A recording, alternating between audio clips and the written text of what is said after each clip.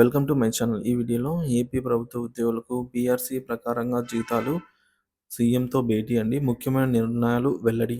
మరి పూర్తి వివరాలైతే వీడియోలో తెలుసుకుందాం. వీడియోని ఎక్కడే గానీ స్కిప్ చేయకుండా ఎండ్ వరకు చూడండి. అప్పుడే ఇన్ఫర్మేషన్ పూర్తిగా అర్థమవుతుంది. వీడియో చూస్తున్న ప్రతి ఒక్కరు వీడియోకి లైక్ చేయండి ఫ్రెండ్స్. ఈ వీడియోని తోటి ఉద్యోగ పెన్షన్ మిత్రులతో అయితే షేర్ చేయండి. కొత్తగా మన ఛానల్ చూస్తున్నారు ఇంకా సబ్స్క్రైబ్ చేసుకోకుంటే వెంటనే మన ఛానల్ అయితే సబ్స్క్రైబ్ చేసుకోండి. దీని ద్వారా నేను చేసే లేటెస్ట్ వీడియోస్ అన్నీ మీ వరకు రీచ్ అవుతాయి. ఇక ఆలస్యం చేయకుండా వివరాల్లోకి అయితే వెళ్ళిపోదాము. ఫ్రెండ్స్, ఆంధ్రప్రదేశ్ ప్రభుత్వ ఉద్యోగులకు పీఆర్సీ అమలుపై తాజా అప్డేట్ అండి. ఆంధ్ర రాష్ట్రంలో ప్రభుత్వ ఉద్యోగుల జీతాలు పీఆర్సీ అమలుపై ప్రధాన సమస్యలపై తాజాగా చర్చలు మరియు పరిష్కారాల ప్రాధాన్యత సంతరించుకున్నాయి. ముఖ్యమంత్రి చంద్రబాబు నాయుడు గారిని పలువురు ఉద్యోగ సంఘాల ప్రతినిధులు కలవడం ద్వారా ఈ అంశాలపై నూతన మార్గదర్శకాలు రూపొందించడం జరిగింది. 12వ పీఆర్సీ అమలు. ప్రస్తుతం ఉద్యోగులు 12వ పీఆర్సీ అమలుకు సంబంధించి నిర్ణయాల కోసం ఎదురుచూస్తున్నారు. 12వ పీఆర్సీ అమలు జాప్యం వల్ల ఉద్యోగులు గత 17 నెలలుగా ఆర్థిక నష్టాలు ఎదుర్కొంటున్నారు. ఈ పీఆర్సీ ప్రకారంగా జీతాలను తక్షణమే ప్రకటించేందుకు 30% ఐఆర్ను అమలు చేయాలని ఉద్యోగ సంఘాలు కోరుతున్నాయి. సుదీర్ఘ సమయంగా ఉన్న జాప్యాన్ని అధిగమించి జీతాలు చెల్లించే ప్రక్రియను వేగవంతం చేయాలని ప్రభుత్వం సైతం దృష్టి పెట్టింది. 11వ పీఆర్సీ ప్రకారంగా పెండింగ్ జీతాలు ఇప్పటికే 2022లో ప్రకటించిన 11వ పీఆర్సీ ప్రకారం కొంతమంది ఉద్యోగులు వారి జీతాలు ఇంకా అందకుండా ఉన్నాయి. ప్రభుత్వ గురుకులాల్లో గిరిజన సంక్షేమ టీచర్లు, లెక్చరర్లు మరియు అవుట్సోర్సింగ్ ఉద్యోగులు ఈ జాప్యానికి గురయ్యారు.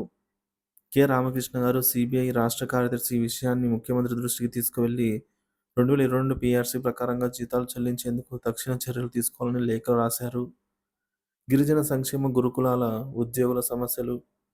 గిరిజన సంక్షేమ గురుకులాల్లో ఉద్యోగులు ఎదుర్కొంటున్నటువంటి సమస్యలు ముఖ్యంగా చర్చకు వచ్చాయండి. ఇప్పుడు అవుట్సోర్సింగ్ టీచర్ల విషయానికి వచ్చినట్లయితే 2008లో గెస్ట్ టీచర్లుగా నియమించబడ్డ ఈ టీచర్లు ప్రస్తుతం తక్కువ జీతాలతో గిరిజన విద్యార్థుల కోసం పనిచేస్తున్నారు.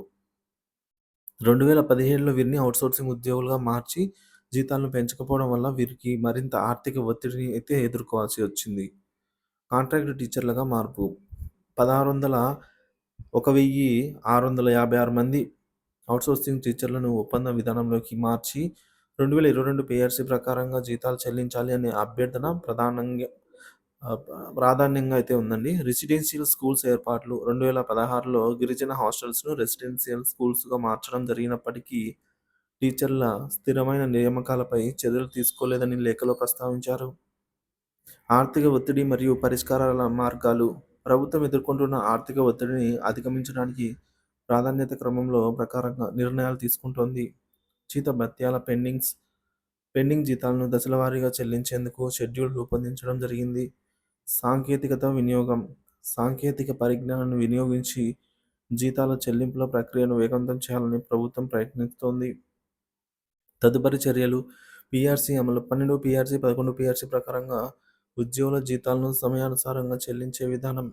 గురుకులాల్లో ఉద్యోగులను ఒప్పంద విధానంలోకి మార్చడం. పెండింగ్ జీతాలను, డిఏ బకాయిలు మరియు ఇతర లాభాల చెల్లింపుల షెడ్యూల్ ప్రకటించడం. ఇవన్నీ కూడా ప్రభుత్వం తీసుకోవాల్సిన తదుపరి చర్యలు అన్నమాట.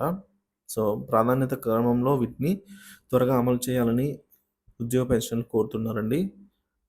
ఈ క్రిస్మస్ సందర్భంగా కానీ మనకు వీటిలో పెండింగ్ బిల్లు అయితేనేమి, ఐఆర్ ప్రకటన అయితేనేమి, పీఆర్సీ కమిషన్ నియామకం అయితే వీటన్నిటిని కూడా ప్రభుత్వం చేయాలి. సో చివరిగా ప్రభుత్వం పీఆర్సీ అమలు విషయంలో తగు చర్యలు తీసుకుంటుందని ముఖ్యమంత్రి చంద్రబాబు నాయుడు గారు హామీ ఇచ్చారు.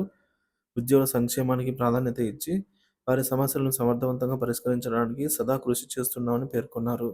ఉద్యోగులు తమ విధులపై కట్టుబడి ఉండాలని, త్వరలోనే సమస్యల పరిష్కారం కోసం ప్రభుత్వం బలమైన నిర్ణయాలు తీసుకుంటుందని అయితే తెలియజేశారు. Thank you for watching this video.